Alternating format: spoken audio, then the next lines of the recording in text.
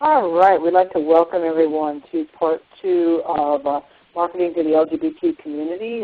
This week we're going to look at trends that help shape America's economy and society. We have Bob Wittick, President and Founder of Wittick Corporate Communications with us, and Rich Ferraro is back again, Vice President of Communications at GLAD. I'm Pat Bailey, Director of Training at Out in Eagle, and I'll be your moderator today. A couple of announcements, things coming up. We've got our virtual series continuing through March 19th, so you can sign up for those free webinars. They're some of the best workshops or workshops that got missed on the summit and due to Hurricane Sandy, so those are available. We're also, next week will be part three of this course, and will be our last one for that course. We're going to finish up Train the Trainer tomorrow. We just finished our summit kickoff webinar. If you didn't get a chance to get some information about the 2013 summit coming up in Minneapolis, the link for that webinar will be up on the town hall site shortly, and you'll be able to get all the information on what's coming up. Or just drop me an email and I can send you a link to the slides. Our town call this month is going to be creating a true rainbow in LGBT ERGs. We'll have some great discussions there around the inclusion of people of color and others in your ERGs. And then we're going to continue to march with more Out in Eagle University courses, and of course our executive forum and our leadership celebration. This is our second week on the webinar. Looks like we've had an easier time getting everybody in. Getting a comment that I'm hard to hear, so you just told me that.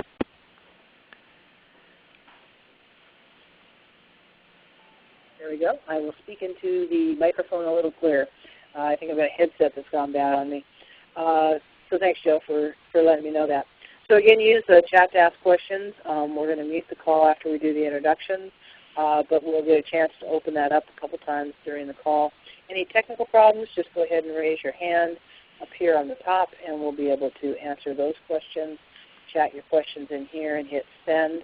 We do have a series of polls this time, so be sure you select your answer and hit submit. And if you miss any part or have to drop off, we will be recorded. We're going to go until 2:30 today since we started a few minutes late. So our objectives for today, we're going to take a look at understanding the LGBT market in the United States. Bob will be able to talk a little bit about the global perspective on that as well, but we're really going to dig in deep to perspectives here in the U.S. And then talk a little bit about corporate response and outreach to the LGBT community as a target market, what is being done, and what are some of the best advertising programs that are kind of out there, and then discuss the best ways in developing a marketing plan for your company. So with that, let's go ahead and start with the introduction. And we'll begin first with Aaron. So give us your name, your company, and one takeaway you had from last week. This is Aaron. I work for Publicis Group, an advertising group of agencies and communication companies. I live in New York, and I actually wasn't able to make last week due to work travel. And so you got a copy of the recording, though, right? Yes, I haven't been able to listen to that yet, but I certainly will. It's in my queue to pay attention. Perfect. Thanks, Aaron. Bob, why don't you go ahead and introduce yourself while we're doing it? Sure. It's Bob Wittick. I'm the president of Wittick Communications. I'll get a little more background on what we do, but a takeaway from last week is my undying admiration for Rich Ferraro and the work of GLAD, because especially, Aaron, if you go back and look at some of the slides in the background, I think you'll find them very helpful. Sounds good. Elizabeth? Yes, this is Elizabeth Archuleta, and I'm a diversity inclusion consultant working for myself. And I also volunteer for Q High. It's an alternative learning community for high school LGBT students, and I just became a volunteer for GLSEN as well. The one takeaway I had from last week is, all the data that was presented I think was really important, especially the data that kind of helps to dispel the myths that, this consumer market is affluent and all the other myths that are there, but also data that would help me leverage some of these statistics to try and get businesses to diversify and become more inclusive, not just in the workplace, but also in their consumer base. Sounds good. And Brianna, I skipped over you. Go ahead. Hi, I'm Brianna, and I'm part of the communications team at Out in Equal. I guess I'm just surprised and impressed by all the research and data that has actually been gathered on marketing to the LGBT community. Sounds good. Nadeem? Couple of takeaways. Number one was that companies like Chick-fil-A that have a very negative message towards GLBT organizations or just GLBT people in general are having to take a step back because they're getting a lot of pushback or negative publicity. At least that the majority of media seems to be either neutral or favoring GLBT now. And one thing as a takeaway for our company I'm going to use is the Spirit Day, something for us to do as a company and just as an awareness tool. Excellent. Nadeem, why don't you give us your full name and your company you work for? All right. My name is Nadeem Chauhan. I work for Progressive Insurance, and my day job is really data and forecasting manager.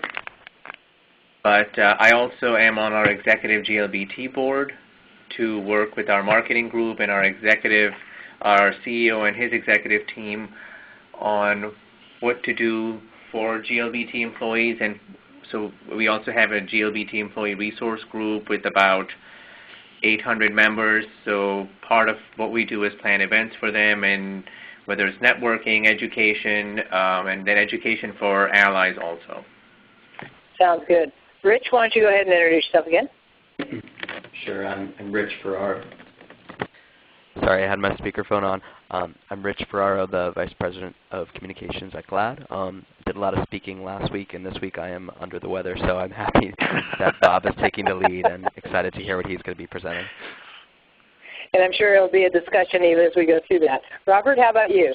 Hi, my name is Robert Camilleri. I work at Publicis Kaplan Thaler. I'm VP Global Operations Manager on the P&G oral care business. And I actually also co-lead our employee resource group together with Aaron Sharon, who's on this call. And one of my takeaways from last week is that we've come an incredibly long way in the LGBT marketing space over the course of the last 15 to 20 years, but there's always room to do better and do more. Definitely. Thanks, Robert. Zach, how about you? Good afternoon. Zach Berger with Northrop Grumman Diversity and Inclusion Team, and also a board member of the Maryland Corporate Council, which is an LGBT professional networking association in the Maryland area. And my takeaway from last week, my biggest aha moment was the level of following that the advertising did to the images that were in the media. And it actually had me go back and find my GLAD donation form and make sure that I filled that out. I was really impacted by just how close the advertising followed that and how much those images matter. Excellent. Sounds good. Joe, I know you called in. Go ahead and introduce yourself. I'm Joe Keenan.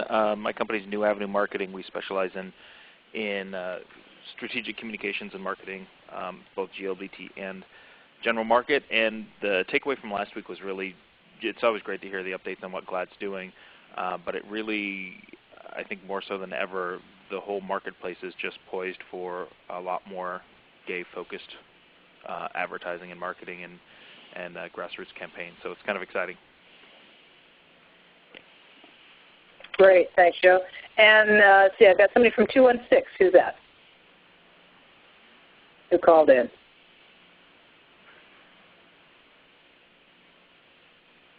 Let's see.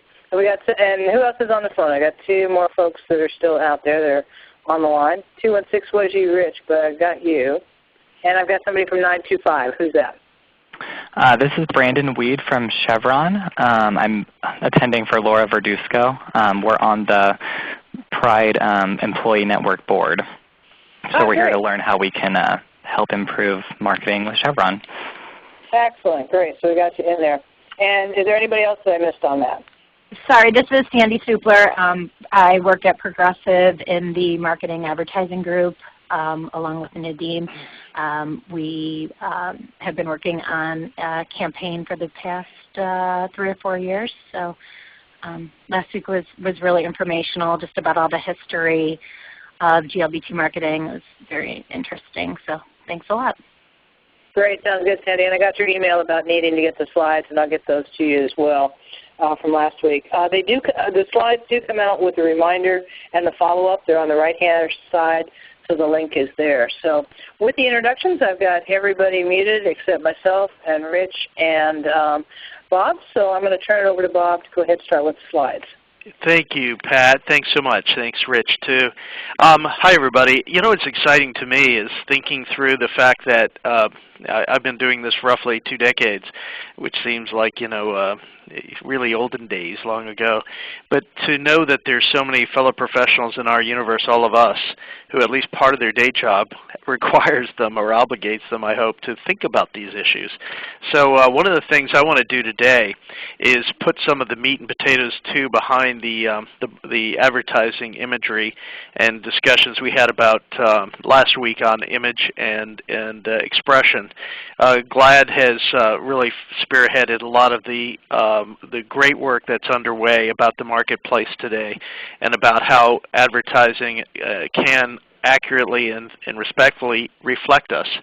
But I want to give you the guts and some of the background about the data that we've gathered about the market and also the trends that you need to be aware of, because I think some of these trends are going to help shape your arguments and your decision making in your companies and your organizations to convince clients and stakeholders to invest, to really go forward and to be open, honest, and aggressive about investing in the market space. A little background about the kind of work that I've been doing. I think I've upgraded that. Let me see if I've brought it up. That's the work I've been doing the last 20 years. Since 1993, serving as a corporate counsel to a lot of large brands. We helped bring in Logo in 2005, and actually 3 years ago now, worked as the communications guide strategist for the U.S. Census to do the education outreach to get people to participate in it, because we view all of these issues as data-driven. Data is the master of the decision-making, and so we want to have data that is useful, knowledgeable, and universally accepted. So towards that, let me just give you some snapshots. LGBT demographics, 20 years ago when we first walked into, for example, American Airlines, we've been working with them for 20 years. The first questions almost out of the gate was, how many gay people are there? Now, here's a matter of some discussion, debate in our community. The true number is not knowable because how you ask the question and how you understand how to ask the question tells us different answers. As a marketer, we look at marketing research tracking projections, and we've been doing it for 12 years with the Harris Poll, and over 150 different surveys performed during that time, all online, but also demographically weighted. So in other words, they reflect the U.S. population, race, age, education, everything. And we discovered that between 6 and 7% of individuals over the age of 18 said they were LGB and or T. And so we're fairly comfortable that it's a reasonable presumption that about 16 million adults, more or less, over the age of 18 say that they are LGBT or T. I'm going to show you some other data that's going to give you different aspects of that number. But that's where we come in, because we have some confidence over a period of time of asking it, is that we have the anonymity and confidence that people will answer it. We find that the population samples tend to skew younger, but we assume in part that those are issues of the closet, and also the lowering age of coming out and self-identification. I think if you ask social scientists today, they would tell you that coming out is occurring more and more at the age of 13, 14 years of age. More boys than girls tend to do that, but that is an issue that you're hearing quite often, or at least discussed in peer-reviewed social science. But LGBT Americans clearly do mirror America's racial and ethnic mix.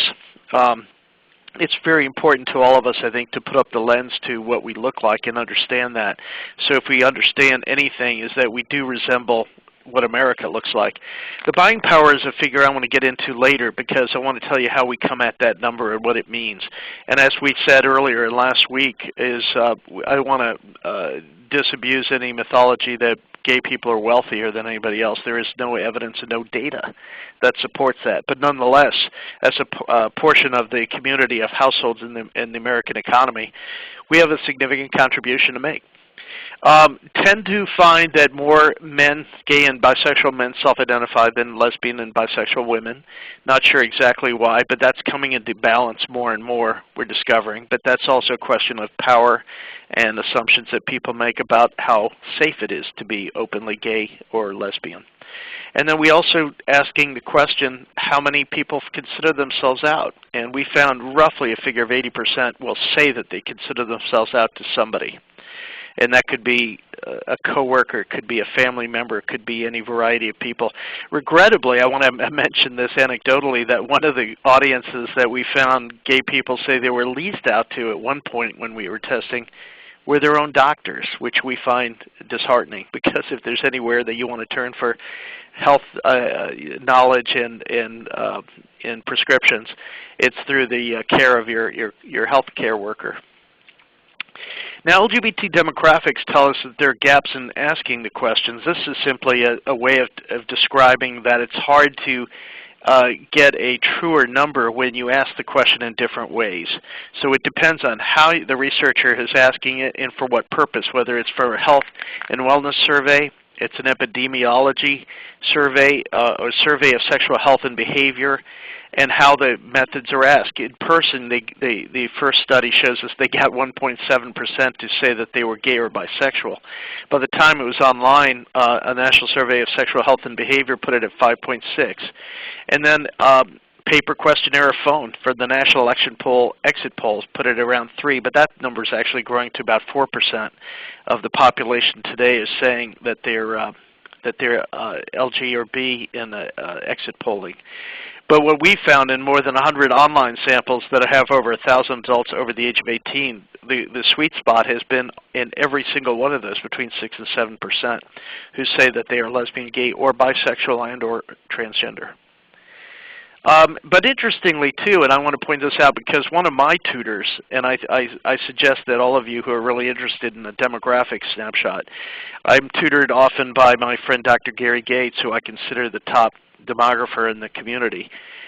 He has done the most work with the most data sets, and he works with all variety of data sets, and he and I worked together in the census in 2010. But in this, most recently, he just published an interesting Gallup poll. Gallup is now doing some personal identifying of sexual orientation, and as you can see, between 6 months last year, in performing 200,000 plus Gallup daily tracking interviews, these are the percentages that self-identified state to state. There aren't too many surprises, although you can see in a city like Washington, D.C., we overrepresent a population of 10%. But a lot of other communities across North Dakota, which is largely rural, will tell you that self-identity is hard. Hawaii is a lot easier, and the national average was around 3.5%. Nonetheless, Gallup is also a telephone poll. They are asking the person who picks up the phone to say to a stranger on the phone that they are gay, lesbian, bisexual. And in asking those questions, you're asking somebody to say something out loud that they may not have said to anybody, let alone a stranger on the phone. I think for our standpoint, I put 3.5% definitely as the floor. And I think the range is going to range all the way up to beyond 6 or 7% in some communities and in some metropolitan areas. Just gives you a sense of how to ask this question and what does it all mean. Now, I think, Pat, we're going to try to do a self-identity here to see what our sample looks like, right? Right. So based on some of the data that you're going to provide for us, right. Ask everybody to identify kind of how you identify yourself as ethnically, as a white, African-American, Latino, Latina, American Indian, Alaska Native, Asian, Native Hawaiian, Pacific Islander, other. Go ahead and chat those in because we know that's a much longer list as we travel around the world or prefer not to answer. And I think, Bob, as people were putting in their answers, there was also the government survey, the federal government survey just came out, and they actually had fairly high. One of the things we talk about with self-ID is that usually the first time you do self-identification around LGBT, you get maybe 0.2% or something like that of the folks say that they are LGBT until companies see what they do with. But I think the government was like 4% or something. Yeah, it depends on which instrument we're speaking about, Pat. But again, it depends on a variety of issues. What is the actual underlying sample? How did they ask the question? and whether they ask you about self-identity, or sometimes the questions are asked in social science about men who have sex with men. If you're doing a study in HIV and AIDS, a lot of individuals across a lot of racial and ethnic backgrounds will not self-identify as homosexual, but they will identify as having sex with somebody of the same gender. So it's hard to wrap our heads entirely around what people intend by that answer. Definitely, yeah. So let's take a look now and see some of your data that's been gathered. Yes, I think the American Community Survey, those who are familiar with the census at all, the Constitution requires us to count every American every 10 years. But every year, the American Community Survey is conducted by the census that allows us other opportunities to look at households. And keep in mind, the census data is imperfect in a number of ways. It's a tremendous sample because of its size and scale, and because you're required under law to respond to it. But keep in mind that it only counts couples, in same-sex couples. So it doesn't even ask the question, are you gay or lesbian, in the census or in the American Community Survey. However, this data here on race and ethnicity is very simple. This is simply a snapshot from 2008 in the annual American Community Survey, which is a very, very, very large national household sample. It shows the comparisons of our racial backgrounds as families, as couples. And so we also have data on raising children and what those families look like. And if you notice, there's a lot of similarities. The numbers are not very far off in terms of comparative proportions. The white sample is the largest, and then on top of that is African American. Latino is next, American Indian, Alaskan Native, and then Asian Pacific Islander is the last one. It's the smallest bar. But if you notice, though, African American same-sex couples are raising children quite in higher proportion than even their different-sex married couples. So they are showing a desire, a need, a behavior of raising kids that we have to take into account. That is clearly a priority, or it's something that matters to couples, and African American same-sex couples. Now, on the next one is an interesting snapshot. This was done also in 2010 in the Williams Institute, where Dr. Gates works, and I do again recommend that if you have a chance, check out some of his other work. He has given us some tremendous modeling. And what does America's gayest cities mean? This is very simple. It doesn't mean this is where the most gay people live.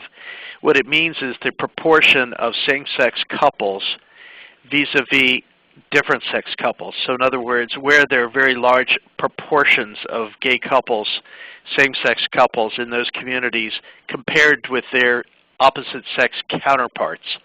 So it's not raw numbers, it's proportions. But it tells you some unsurprising and maybe some surprising things. But in San Francisco, Oakland, that's the #1 metropolitan community that in 2010 showed that the highest proportions. But if you look at it, there's some interesting ones. Austin, Texas is 7. Size of the community is interesting. 14 is Ithaca, New York. These are things, or Portland, Oregon at 3. These are just telling you where these markets tend to gravitate couples and households of same-sex couples that are in large or significant numbers. Now, this is important for us to recognize because the trend towards parenting is so important, such a basic trend in terms of same-sex relationship recognition. And notice that the deepest colors here are in the South. We've learned from the census data in 2010 that the couples that are raising kids tend to be in southern states and in the upper mountain states. And those are areas where clearly there is probably a desire of people who have coupled to stay near family, perhaps, and raise kids where they are surrounded by their relatives. And then single people have gravitated, perhaps, as we can imagine, to larger urban areas. But if you are a couple with children, you're likeliest to be by the numbers that we know from the household data in these states. That's a who to thunk question for you guys. Pat, here is we're going to talk about education. So I know we have another poll. Yeah, so here we have asking about what's your highest level of education. So again, high school, GED, some college but no degree, bachelor's of arts or science, postgraduate courses, Master of Arts, Master of Science, doctoral degree, other, and again, go chat that in, and then prefer not to answer. As we kind of look at that, it's one of those areas that we talk about when we do myths and stereotypes a lot about. I know education is a big part that is a little bit different for the LGBT community. I think you're going to get into that, right, Bob? I am. Yeah, this is what also we learned from the ACS, the American Community Surveys that were done in 2008 and 2009 and then averaged. And Dr. Gates put this together. But interestingly, I discovered repeatedly that on all the modeling that was done here, that the lesbian and gay education levels were higher. Excuse me, had a little cough there. But in each of these instances, these are the couples or the individuals in some of these other data sets identify in terms of their college graduate success rates. And we did find that their education was a differentiator. That is not let's put it this way, we have not extrapolated that across the U.S. in terms of census data as a whole, but at least the ACS data tells us that directionally is where we are. And Bob, do we see any difference geographically where most people, might have masters or doctorates are? I don't know that we have that granular yet, but I'll tell you one other thing that this indicates. We tend to have a migration pattern. A lot of gay people have left their smaller towns and communities in search of either, a partner or a future career. In doing so, they have tended to be the kinds of people perhaps who have self-selected into careers and opportunities that have given them the chance to get a higher education. They're not likely to be partnered young. In other words, they don't have a marriage and children at an early age, when those might be barriers to their getting an education or affording an education. So there may be opportunities that are self-selected them to find education as a higher priority. That's all. Yeah, an important thing to think about when you're trying to target your market, right?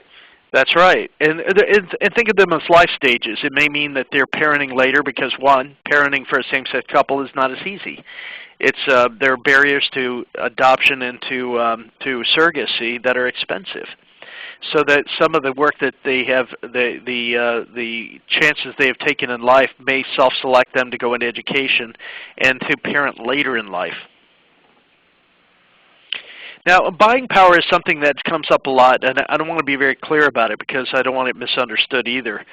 We have projected this each year based on the Department of Labor and the Bureau of Economic Affairs at the Department of Labor based on the way that buying power for other communities is calculated.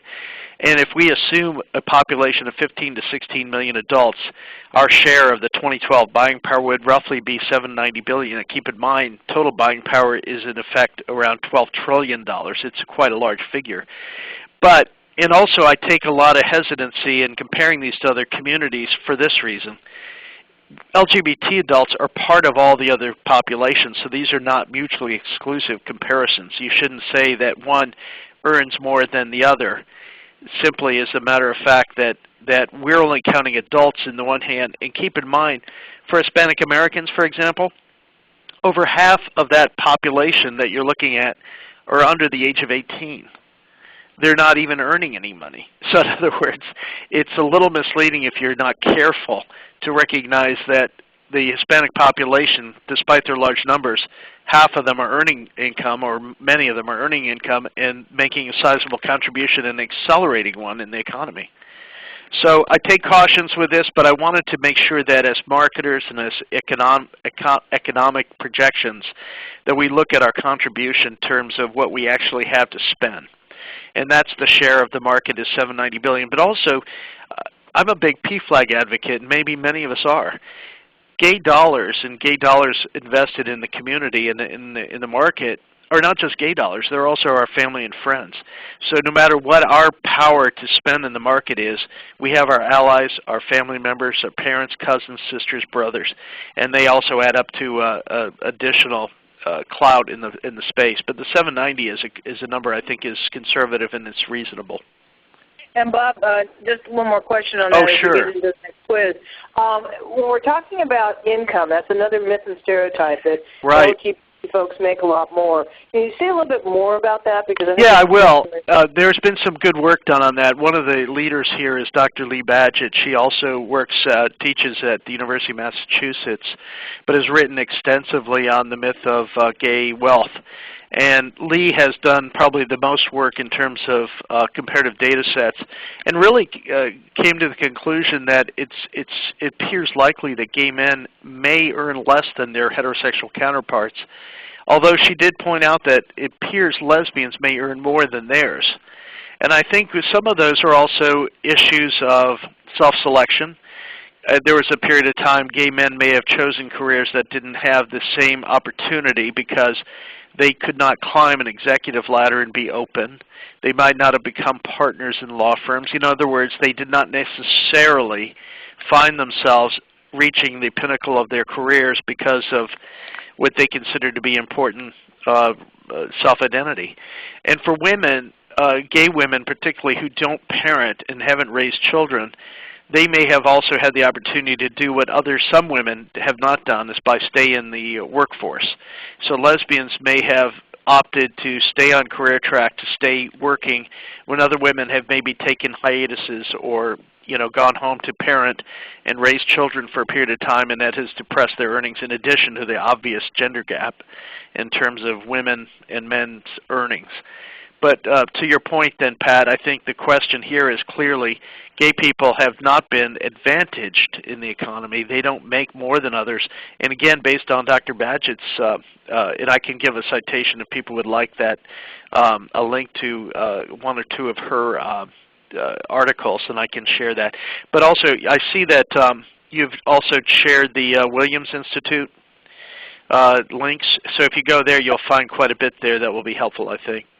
Yeah, and I'll check the links when we get back into the next section. But let's take a look at the next poll area that we're kind of doing.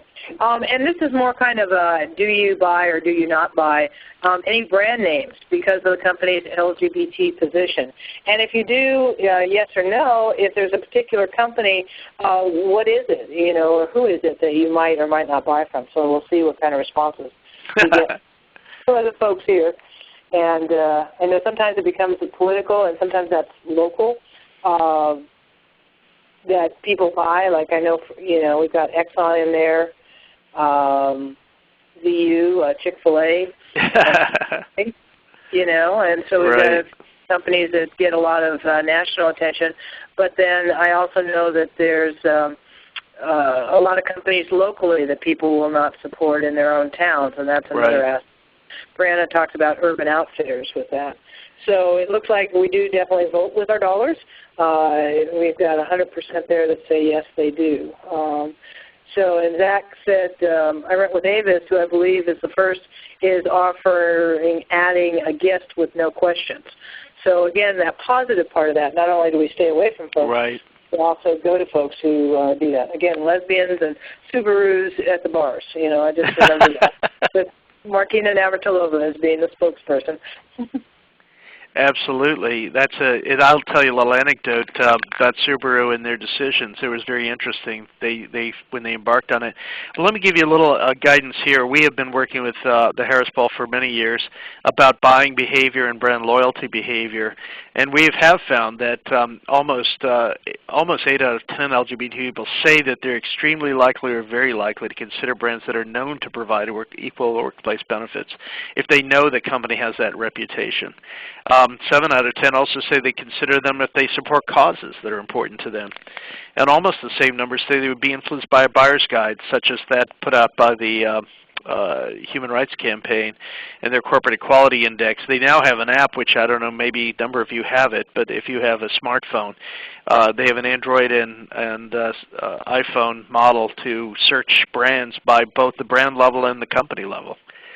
And also the idea that nearly half say that they would be very likely to remain loyal to a brand they believe to be very friendly and supportive, even if it costs slightly more or is somewhat less convenient. It doesn't mean we're idiots. We're not going to pay twice the amount of money, for a product just because we think. But if we think there's a differential, we'll sometimes overlook the differential and prefer the brand that speaks to us. These are not surprising rocket science questions, but we do have the data that tells us these things are behaviorally on target. We know it certainly from Chick-fil-A, but we also know on the other side, as I think some of you pointed out, there are brands that have been in the market and very effectively using their brand to associate with gay-friendly causes, with policies that are inclusive and respectful. And we're seeing a deeper and stronger trend on that. I would argue this. I've lived in Washington most of my life and worked in Capitol Hill for 10 years, but there's nothing that changes practices in society and culture almost more than both the media, which I know Rich and GLAAD have spearheaded, but also corporate behaviors. Companies, we don't have a national federal policy of employment non-discrimination yet. We don't have ENDA adopted. However, companies in America have just understand that one of the basic principles of employee retention and recruitment is to have a fair and inclusive workforce, and so they do have these policies. So you'd think that our political system would take a wink and a nod from what business already does. Hey Bob, one note Sure, on Rich. that. Yes. From the nonprofit side of things, yes. In the past year or two, I'd say I've seen a real increase in competitors of brands who have been in the marketplace for a really long time, really trying to make a splash in the LGBT space and trying to one-up their competitors and make up for the years where their own company have not been in the marketplace. You're right. There's a lot of aggressive, and it's good. For those of us who are consumers, I think we stand to be advantaged because we do find that muscle of trying to win over large and growing numbers of what they consider to be not just gay people, but gay-friendly people, which is the larger audience. In other words, it's bad business to offend anybody, and for gay people truly to be left out now speaks to a larger non-gay audience. Definitely. I know as a Pride coordinator, as I did that people would go to the companies that supported Pride. So I know it in the local area that definitely works. So we're going to move into our next poll now, and we're going to kind of come back again to take a look at demographics a little bit. Are you currently single, married, in a domestic partnership, in a civil union, with a partner but not recognized by either domestic partner, marriage, or civil union? None of the above. Don't support gay marriage or prefer not to answer. Or I could put the Facebook answer in there if it's complicated, but I didn't get that one in there. That's a very useful catch-all. It is, yeah. And so again, as we're beginning to talk about this, I actually went to an event where I said I had a partner, and they said, why aren't you saying marriage? You're in the closet, and I just, that's not what we do, so it's, I'm doing a webinar. Somebody's joined us? Conference call thing. Okay. Somebody's joined us? So move them off there. Okay. So it looks like we've got about a third of the audience is single. About 27.3 identify as married, 27.3 with a partner but not recognized, and none of the above, 9.1. So again, we see a good mix in there of how folks identify. Pat, in Britain, if all of us who have British friends, I hear it from many opposite-sex couples. They refer to their other half as their partner. I was very surprised by that. They don't tend to, in my hearing, have referred to any partner, same-sex or opposite, as a partner, which I was kind of taken aback by. But I think they have a different way of thinking about marriage as well, which indeed they are debating in Britain and France right now, and probably about to enact. Definitely. Now I want to give you a sense of the trends here because relationship changes are going to be drivers in the market.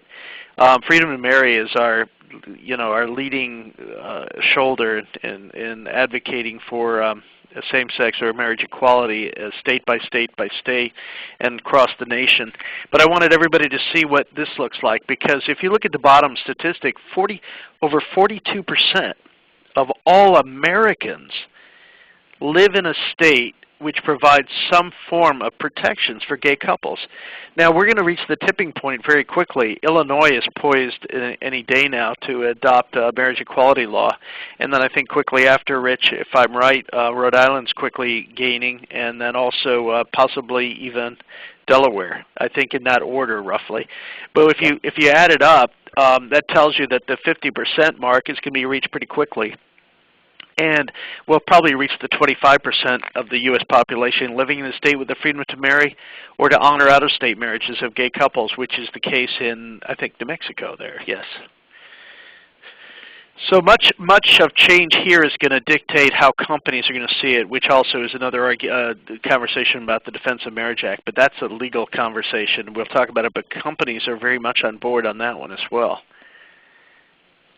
Now I think, Pat, we also come up here with another question we want to pose, because I have some data that we want to talk about here, right? Right, we definitely do. So this is a question of you about your job, and basically it's all of the factors being the same.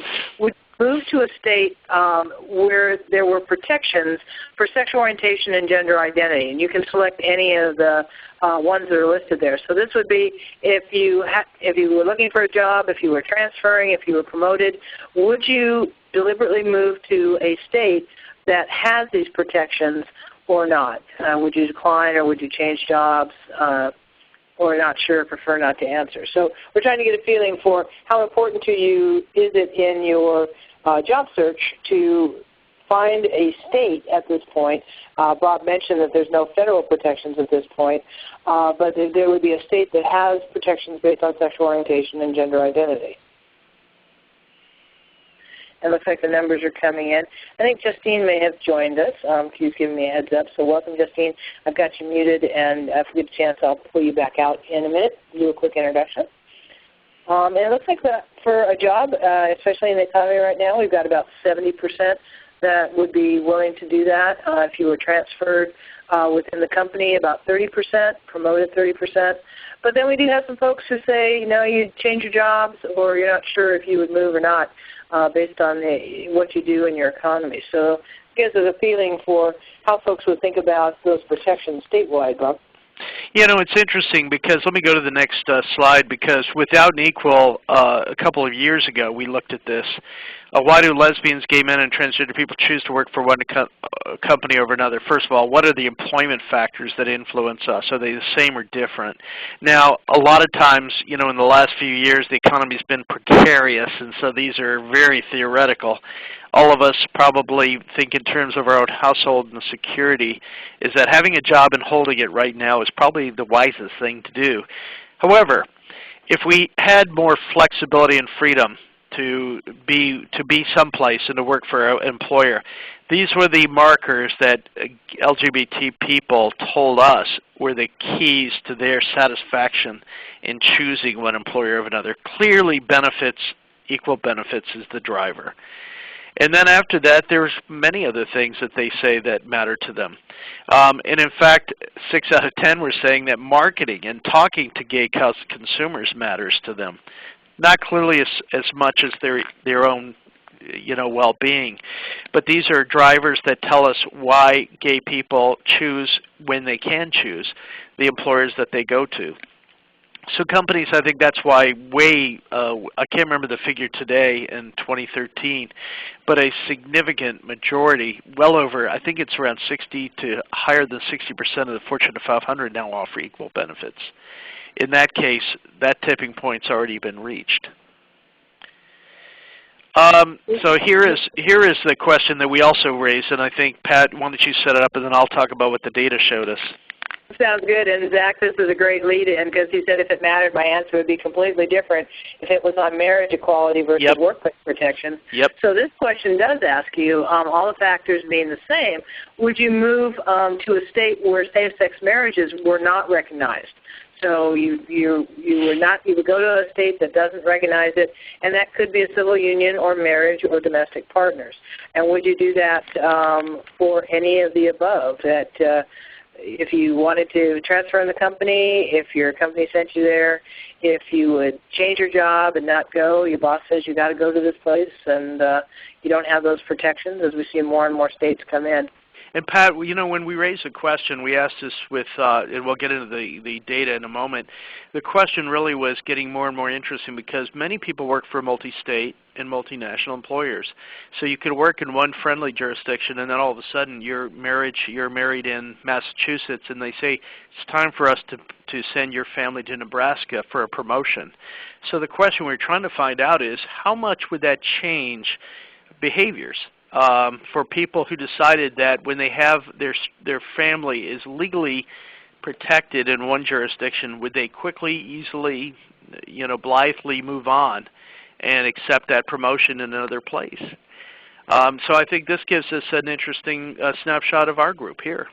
Yeah, we see about 54% would decline, another 45% not sure, 27% would change jobs, and about 18% would, for a job or if transferred within the company, would move. And I would bet if we did this on a global perspective, saying would you move to a country that has death sentences for being LGBT or at prison terms, that's another perspective. So not even taking multi-state companies, but then multinationals as well. It's unsurprising that we vote our self-interest even in the economy. But why do these issues matter? Because I think for the companies that are putting their story in front of us as consumers, as potential workforce talent, they've got to present a holistic story.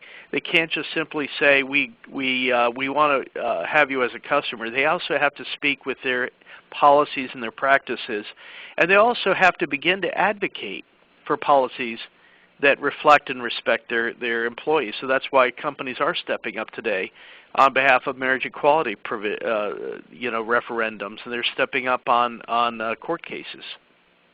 Right, I think that was Rich was talking to that, most definitely. So very much so. There's a lot going on in that space.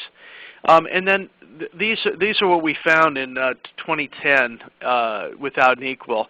Other factors being equal, almost 7 out of 10 LGBT adults would prefer a job with an employer in a state with same-sex marriages are recognized. So clearly the leading edge of LGBT attitudes has changed. And 32%, 1/3, are saying that they would consider declining a job if it meant they were moving to an unfriendly jurisdiction. So in all of these instances, what we're discovering over and over again is that there is not a national model yet, not a uniformity to any of these practices. But for gay workforce and consumer attitudes, they're changing so much the way businesses think.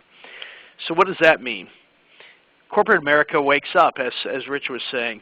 I had to point this out with those of us who have longest memories and recognize that face there at the top in black and white. That's the woman in America who started Harvey Milk, who got Harvey Milk agitated. That was Anita Bryant, who during the late 70s, when Harvey Milk rose to be from an entrepreneur, a camera store owner, to a city council member. But that was the frame of mind that she brought to the story in 1977. But today, we are clearly in a very different space. What it means is that corporations are likely to be our natural allies. Our natural allies, that's the business of Out and Equal, is changing companies from the inside out. But also to give these companies like the JCPenney to use Ellen as a spokesperson, or to speak up for marriage equality in New York as they've done. Over on the right, I just want to show this. I took this photograph, which is actually an iconic Marriott Hotel in downtown Washington. During the inaugural, that rainbow flag flew out at their front door for the whole week. And I just thought of that a sea change this represents is that our visibility has so changed the way our welcome looks like. And maybe a rainbow flag is a little trite, but trust me that this is 3 blocks from the White House, and there probably haven't been a lot of rainbow flags in major thoroughfares, during a regular non-Pride season. So it gave me a lot of hope that a lot of their companies see that that's a positive. And also, we have the extraordinary leadership globally. I wanted to put this in global equality trends because those of us who are persuading our companies and our decision makers that these things are changing, they have to see it as a global change. And whatever continent we're speaking of, those changes are already in place. A lot of them are at the national level, but it tells you that that there is a united front that is speaking to these issues, and this is what gives business leaders confidence, is knowing that they're not alone, and that gay rights and human rights are equated globally, and that change is happening on every single continent. I think a lot of people aren't aware of all these powerful trends, and if they are, they need to bring them to their decision makers to make sure that they see it. One of the most conservative, I think, or very conservative, it's not the Wall Street Journal or the New York Post, but if you read The Economist, I wouldn't call them the cutting edge of economic adventures or gay friendliness. However, they saw this quote I thought was quite compelling, and I thought all of us should see it, that being gay friendly is cheap and good for business. It has forever changed the way that we have as a global talent pool and makes bigotry and ignorance not competitive. All those of us who know generational change, the drivers are certainly our younger people, and who get it that it's a very, very, very singularly important business philosophy, and it's driving all these changes. Now, I wanted to focus a little bit on best practices, because I just want to leave everybody thinking along these lines if I can help you. In the marketing sense, in addition to the guidance that I think Rich was able to offer to everybody in terms of imagery and context and balance and accuracy and respect, all the things that we think about in terms of what successful advertising looks like, here's a checklist of things that I think successful marketers really have to give a lot of thought to, and then why didn't I think of that? The beginning I've discovered in the last 20 years is to assess your company and your brand's competency and consistency. Do you measure up with the others in your space, your peers, your rivals? Do you really have everything that you think is required of a brand to be successful in the market? And so that means walking the walk internally as well. You have a lot of stakeholders inside, and you make sure that they are aligned and educated. And then the second one I really want to mention, because it's so important, is that senior management is on board. If your leadership is on board, there's almost nothing you can't do. And a lot of companies are led by some really visionary leaders, and they really see that they can see over the horizon, they can get it. But if you really have no connection to that senior management isn't connected with the strategy, it's a real challenge. Finally, the demographics and household understanding. The data that I've used today as a snapshot are really a tip of a bigger iceberg. There's a lot more data that's out there and a lot more data that's being gathered.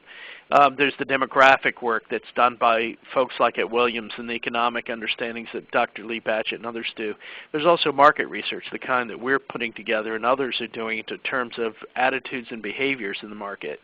Those are things that you can really gather either at no or low cost and make a business case and look at it. Look at car buying or travel or electronics. Any field that's out there, there's usually extant data, or there's data to be gathered that's easier to do. 20 years ago it wasn't so easy, but today it is. Avoid stereotypes and caricatures. This is the thing that we invested quite a bit of time on last time, but I wanted to call out GLAAD and NLGJ, the National Lesbian Gay Journalists Association. Both have very solid lexicons of contemporary LGBT-friendly terms and expressions. And so when you rely on that use of language and messaging, you can go back and find out what's appropriate to use and what are expressions to be avoided in shopping for authentic imagery and concepts, because there are more places to go to get stock photography than there have ever appeared, and you can find better concepts, better ideas, and winning concepts. If you look at GLAAD's awards, for example, all throughout this process, I was going to say there are lots of very, very strong examples, and you can see how they work in practice. Years ago, I want to give the Subaru story really quickly here, but one of the things that I learned from the pioneers who put together, Martina Navratilova, arguably one of the best the most successful athletes on the world stage, lacked any endorsements at all because she is a lesbian, and she had been blacklisted effectively from getting endorsements. Nonetheless, Subaru, which is a scrappy car company anyway, they recognized from their own market research that one of the big proponents, supporters, buyers of their automobiles were independent, outdoorsy women. They just saw it as women who are independent, who liked the outdoors. They were very athletic, and they said, well, gosh, that could be a lesbian like Martina Navratilova. They didn't think of it in terms of sexual orientation, but they thought of it in terms of not excluding somebody because of their sexual orientation. And therein reached out and found an endorsement that really, I think, made waves. And also they didn't telegraph the fact she's a lesbian. They telegraphed that she was all these other things. And in doing so, I think they paved the way for others to be brave and to realize that putting a gay person in the middle of an advertising strategy was not a death sentence for the brand. One thing, the next tip I have is, which is one that we've all, I hope, learned, is that to be authentic is to say that our philanthropy and our corporate citizenship include the LGBT community. There are many companies that are supporting the work of Out and Equal and GLAAD and HRC and PFLAG and the other nonprofits. What that philanthropy and outreach does is a two-way bridge. It's not a simply buying good faith and goodwill. It's buying knowledge, it's buying friendships, it's buying understanding. And it's saying that if our community matters to us, then we're going to actually put some of our dollars towards supporting it. And in doing so, you get authenticity and you get deeper sense of trust. And there's a lot of organizations that do a lot of good work with businesses in America. Finally, I want to say think digitally, because in the space that we're in today, digitally is the major driver. Print is just not as coherent and as strong a platform anymore. Even our trusted legacy publications are largely online now. And there's some very strong LGBT media channels that matter. But also don't forget the mainstream audiences. Break out of the box, because LGBT consumers are found everywhere. They don't always have to be found only in LGBT spaces. They also are taking part in a variety of other activities and pursuits that remind us that they could be found in the pages or the digital space of almost any channel. There are companies that are beginning to do that. I work with folks at Marriott who have begun doing programming with LGBT imagery on publications as diverse as the Wall Street Journal digitally, or other spaces where they know that business customer, the business traveler, is going to be. And they know that they can talk to him or her in other places. They don't have to do it in a LGBT-centric space. They have to do it in an authentic or trusted space. Well, I think that's it, Pat. I want to just close out with my contacts. If anybody would like to connect, I'd be happy to, but also take some Q&A here. Yeah, and Rich and Bob, both of you, thinking about kind of the growth, you're talking about social media and companies have like pages and things like that. But yet I'm also hearing from folks in their ERGs and from companies who get concerned about that kind of social media presence. What kind of trends are you seeing now in terms of the way folks can outreach to other LGBT groups and communities, and then within the company themselves to find each other?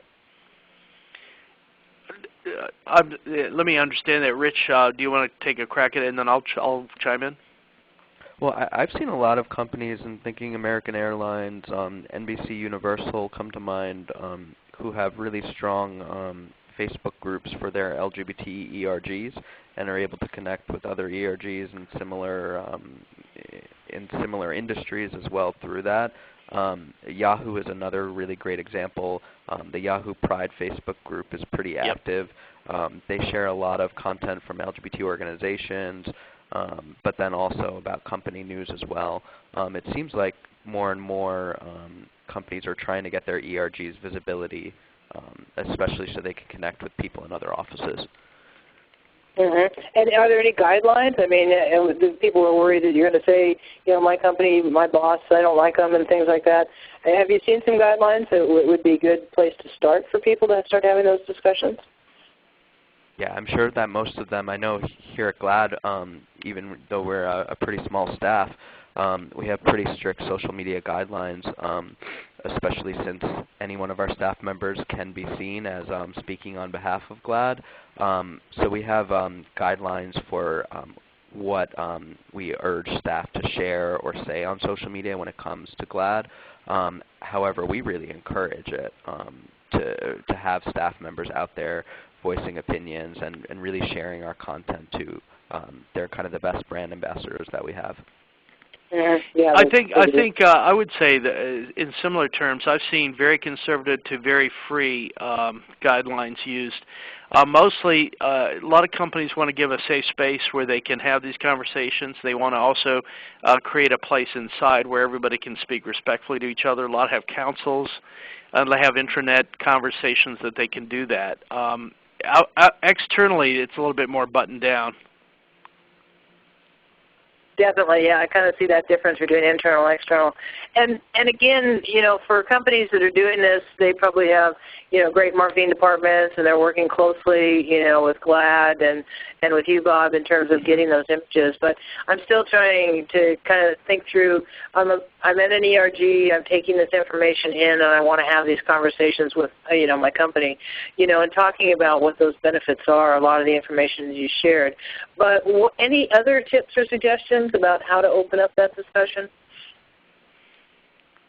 I would say one thing is very important. Find as senior an ally as you can.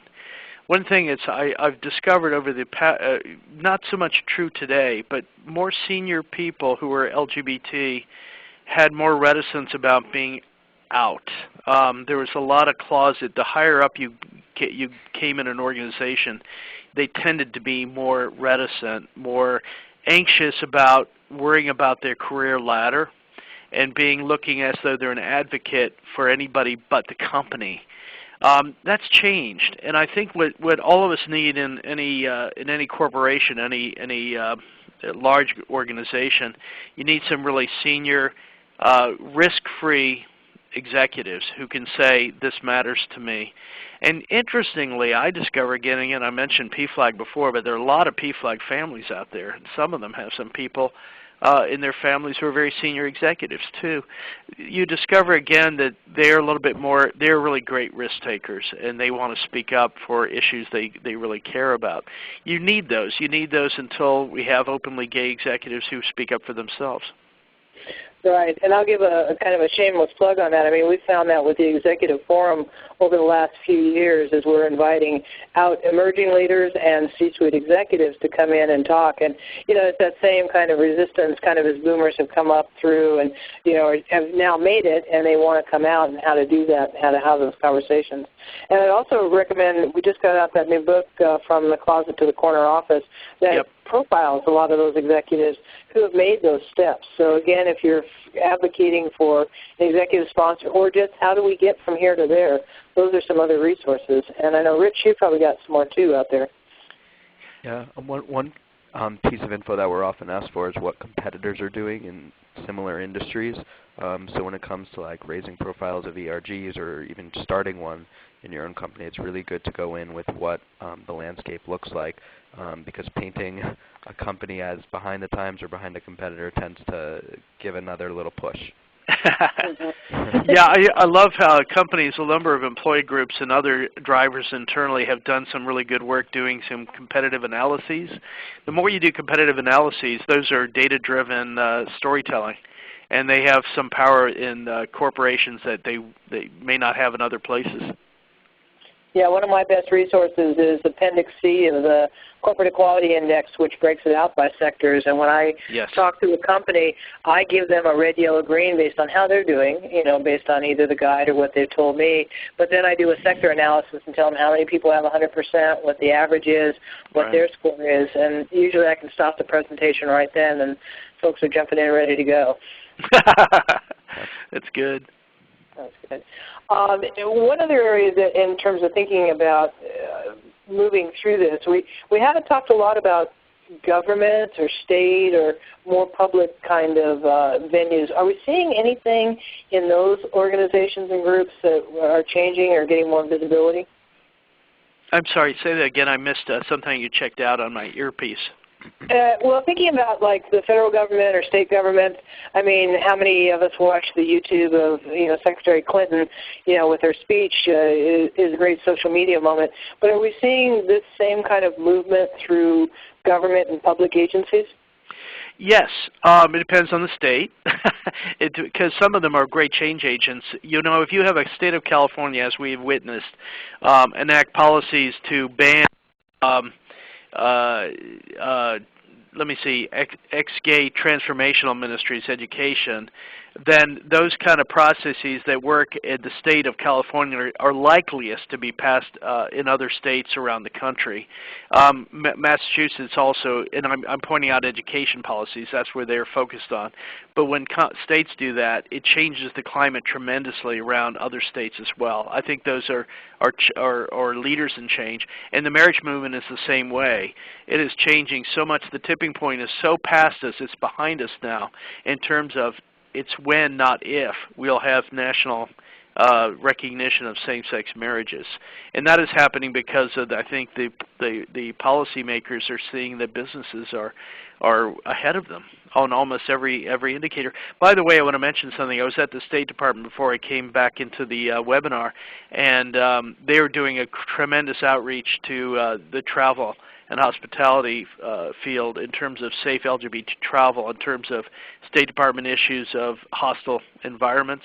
And they mentioned, which I love hearing, in 2011, as many remember, Secretary Clinton gave her famous speech in Geneva about human rights are gay rights, and that was a pivotal speech.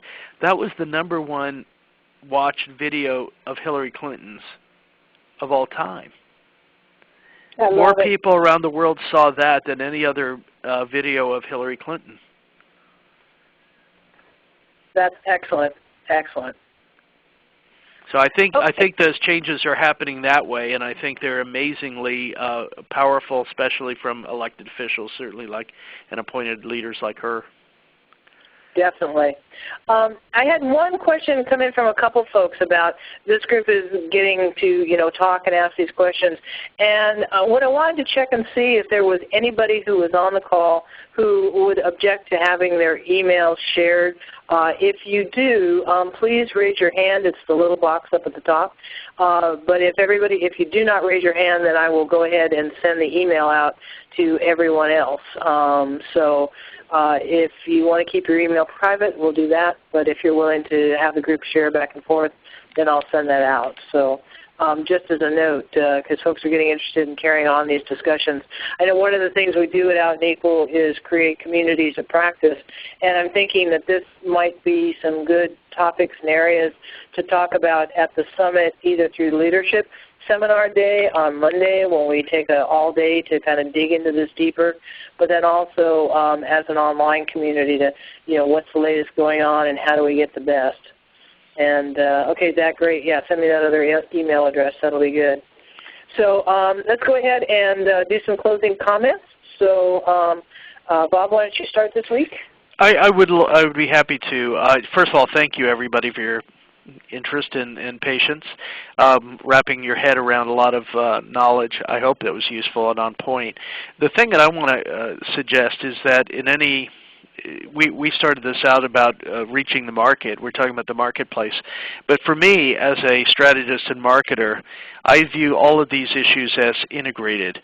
For a LGBT integrated marketing strategy, you have to have a head for public policy as much as you have to have a head for market research, as you have to have a head for advertising and marketing, so that you can actually speak coherently and authentically. And I use the word authentically a lot because I think our experience tells us that gay people tend to be a little bit cynical, a little bit anxious about being targeted because there's this expectation that we have all this money, burning holes in our pocket, and that's all we have to do is that if they tart it up with a rainbow flag, we go chasing it, and that's clearly not the case. So the emerging and mature gay market is one that is really wise to philosophy and policies that matter to us as much as we are to LGBT respectful and inclusive campaigns. We want to make sure that the messengers that are talking to us are talking to us for the people that we are. They see us as the people and the individuals, the couples and the families that we are. And so I think marketers have got to, and I'll just put this historic note on it. We're not different from African Americans when they were ignored in the market long ago, and their faces didn't appear in commercials, advertising, print, television programs. They had to wait a number of years and decades sometimes to be incorporated fully and recognized. So if you understand that as America grows up and begins to see us in the full light of day, including us in their marketing strategies is simply a generational or journey that we have made because we are recognized everywhere. So that's why I speak to the other policies and practices too, because I think getting it right means really knowing who we are to begin with. That's great. And Rich, how about you? Yes, very similar to that. We've heard today a lot of the research about why this is a smart business decision, but a growing number of corporations, and it's something that at GLAD and at Out Equal that we're all advocating for, that a growing number of corporations create internal and external presences that are welcome to the LGBT community because it's a smart social decision. It's good for corporate social responsibility to let your customers, your employees, and the families who are involved in your company know that you support the LGBT community. That's great. And actually, I learned something. Elizabeth chatted in that in the comparison that Bob had mentioned, that back during the era of Jim Crow, there also were travel guides of where to stay and places to avoid. So we're following that model quite closely as we think about some of our guides and places to visit within the LGBT community. Go ahead. Pat, one anecdote I read in a tremendous African American civil rights essay was the notion in the 1950s black Americans, if they had televisions, like a lot of people were just beginning to have televisions, they never saw a black face on TV. Now and again you might see Sam Cooke or Lena Horne, perform somewhere. But they just rarely saw black face. Like we wouldn't see gay faces on TV when we were growing up. But the story went that if a black face appeared, a Lena Horne might appear, that in New York with the houses, row houses next to each other, somebody could lean out the front door and go, color on Channel 3, and everybody would switch. They didn't have that many choices like we do, but at least they would all turn it on so they could see that most rare thing of all, a black face talking to them, which is what we're saying. We want gay faces everywhere that we live, and that's not much more to ask. Definitely. And next week is part 3. What we're going to kind of do is dig in a little bit more to some of the companies that have been successful at doing marketing and giving you a chance to kind of, hear their stories and how they work and what they do. So if you have some other examples, if you've worked on some marketing aspects, we can also ask you to share, some of your work that you've done as we go into part 3 on this. And just as a reminder, again, when I stop the online portion, there'll be a short survey, and we'll go to part 3 next week starting at 1 o'clock on the 27th about going from theory to reality. So I'd like to thank everyone for joining us on the call.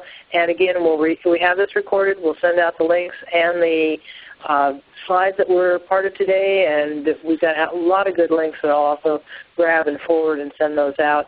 And I will send out a separate email just from me rather than from ReadyTalk with the emails of everyone so that you can begin to connect with each other. So thanks again, everybody. And again, thanks, Rich, and thanks, Bobby. You did a really great job, and we'll see you next week.